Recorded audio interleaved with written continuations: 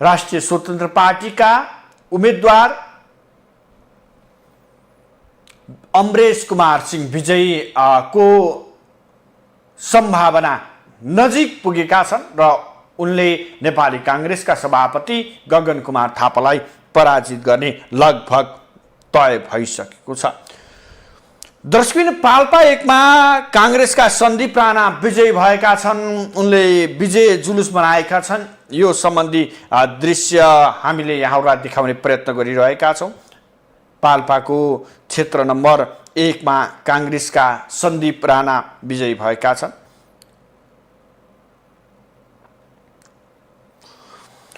दर्शकबिन राप्रपाबाट चुनाव जित्ने एक्लो सांसद बनेका ज्ञान बहादुर शाहीले पनि आफ्नो विजय पश्चात अभिव्यक्ति दिएका छन्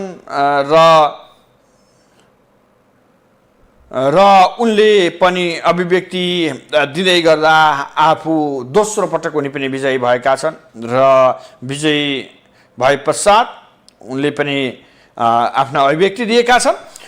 दर्शकबिन गगन कुमार थापा पराजित भएको खबर हामीलाई प्राप्त भएको छ र गगन कुमार थापा नेपाली कांग्रेसका सभापति समेत थिए। उनी काठमाडौँ क्षेत्र नम्बर 4 बाट विजय हासिल गर्दै आएका थिए।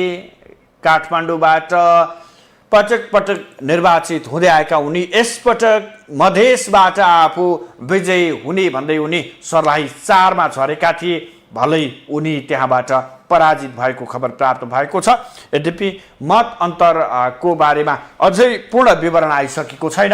यद्यपि निवर्तमान सभापति शेरबहादुर देउवालाई विशेष महाधिवेशन मार्फत पर सार्दै विशेष महाधिवेशनको बलमा जगमा सभापति बनेका गगन कुमार थापा सर्लाही क्षेत्र नम्बर 4 बाट पराजित भएका छन् र उनी पूर्व कांग्रेसी नेता स्वतन्त्र हुँदै राष्ट्रिय स्वतन्त्र पार्टीबाट उम्मेदवार बनेका डाक्टर अमरेश कुमार सिंहसँग पराजित हुन पुगेका छन् र उनीहरूको मत अन्तर हामीले केही बेरमा यहाँहरूलाई जानकारी गराउनेछौँ।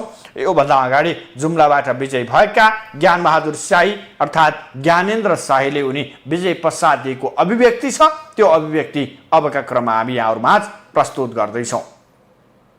साथीभाइ तथा दिदीबहिनीहरूले सबैले साथ र सहयोग दिनुभयो, यसका लागि म आभारी छु।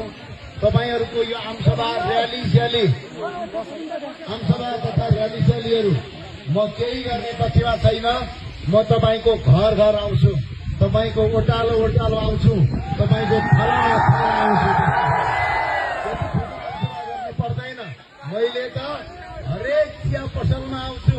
पहिला नेता कस्तो फोन उठाउँदैन भन्थे, ज्ञानेन्द्र शाही कहाँ छ भनेपछि तपाईको घरको आँगनमा छ, तपाई प्रत्येकले भेट्न सक्नुहुन्छ।